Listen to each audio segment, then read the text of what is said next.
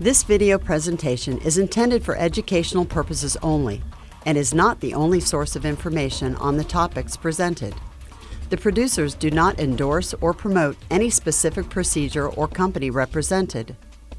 If after viewing this video you have unanswered questions or concerns on any of the topics presented, it is recommended that you contact other recognized experts on the subject.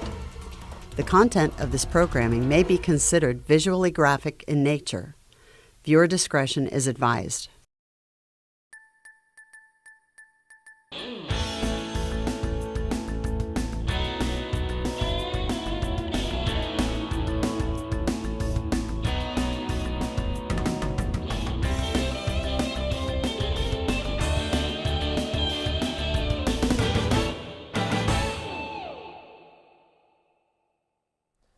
So let's go over our trauma protocol, specifically as it relates to folks that we pronounce in the field from trauma-related death.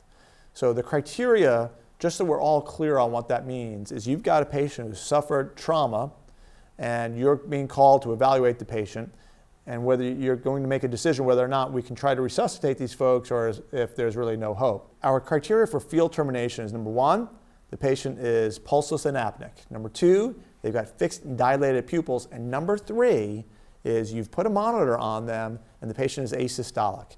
Now, I've had a discussion with the trauma surgeons, obviously with the EMS medical directors, and with our county's medical director, medical examiner.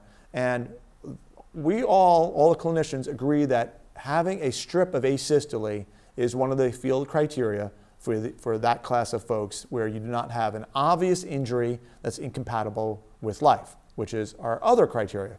Decapitation, massive crush injuries, those folks you don't necessarily need to get a monitor strip on. So the injuries that are obviously incompatible with life, you don't need that, but for all others, you really want to get that strip of asystole.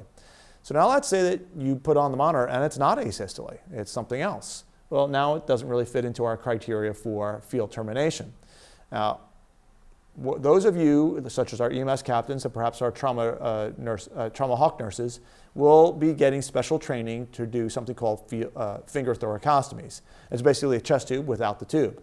So once you are granted privileges to do that because you've gone through the training, if you have somebody that has sustained some sort of blunt or penetrating thoracic trauma, before you consider terminating those folks, you're going to want to pop a couple holes in either side of the chest, because what we found, and was presented at Eagles this year, is typically in the past, those folks would have zero or just about zero survival rate. But we can raise that up to 5–6% neurointact survival rate if they're adults, and even higher if they're children. So we are going to go get some special training for our EMS captains and our trauma hawk nurses so we can add that procedure to it.